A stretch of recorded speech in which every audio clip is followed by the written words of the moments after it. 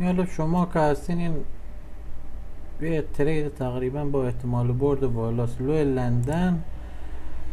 چون بقیه نمیدونم برسم واسه همین یکم زودتر لینک فرستادن. معمولا بهترین تارگت یه لو مونده به لندن اینجا، این خط آبی که میکشه. ولی بالا واگرایی SMT داشتن. بعد اگر در 4 ساعته نگاه کنیم معمولا این نوع کلوز به نزدیک های باشه، یعنی قدرت چارت یکم داره تضعیف میشه.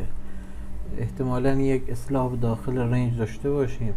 یک گپ کوچیک اینجاست، یک گپ هم اینجاست که اینجا دقیقا میشه کندل ساعت 2، پس اینجا میشه لو لندن. احتمال میدم بیاد به این سم، ولی این یک سناریوی با احتمال برد بالاست. یعنی من خودم وارد میشم حتی اگر استاپ بخورم، یعنی باز استاپ خوردن دوباره هم به سمت لو لندن به دنبال یه معامله. فعلا بر اساس این شرایطی که میبینه اگه در 15 دقیقه هم کلوز داد پایینش، این گپ 15 دقیقه ترکیب میشه با های لندن. الان تبدیل شد با های FVG. قبلش هم واگرایی SMT داشتن. حتی اگر در 5 دقیقه هم این سوینگ که ترید شد به داخل گپ 1 ساعته، اینو اندازه گیری بکنین رسیده دقیقا به 3.5-4. یعنی یه محدوده ایه که حتی اگر بولیش بره بهتره در حرکت بولیشش مشارکت نکنی. یعنی این شرایط رو من داشته باشم وارد معامله شورت میشم حتی اگر استاپ بخورم، ولی فکر لانگ نمیافتم. یه محدوده ای که نیاز داره قیمت وارد یک اصلاحی بشه.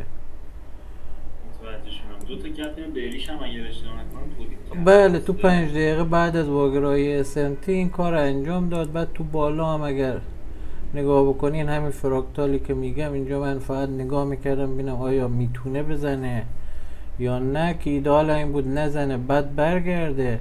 بعد دیگه توی این مسیر وارد معامله شورت شدم. با این شرایط من خودم بیشتر به دنبال معامله شورتم. یک جاهایی شاید اذیتمون بکنه، یعنی تو مسیری که میاد موقعی برسه به اوپن روز یک شنبه با اوپن 24، یعنی اینجا احتمالاً یکم فرض بگیرین این تیکه چون این گپ هم وارونه کرده بیاد اینجاها رو ترید بکنه، حتی یک اصلاح عمیق به سمت بالا داشته باشه بعد این حرکت رو انجام بده. یعنی انتظار همچین حرکاتی داشته باشین. بهتره که استاپ بالای بالاترین های باشه، چون IFVG هم اینجا هست تو 5 دقیقه. تکنیکالش میشه بالای های کندلی که این FVG بولیش داخلش شکل گرفته، یعنی اینجا این میشه تکنیکالش. ولی یک استاپ سیف بخوایم بذارین، یعنی الکی نیاد استاپ شما رو بزنه و بعد حرکت بکنه به سمت پایین. فعلا بذارین بالای بالاترین های. اگر اینجا 5 دقیقه دیگه یک گپ بیریش 15 دقیقه هم درست کرد، بعد موقع استاپ رو میتونیم بیاریم بالای این های. من اینو چرا برداشتم بالای این های اینجا.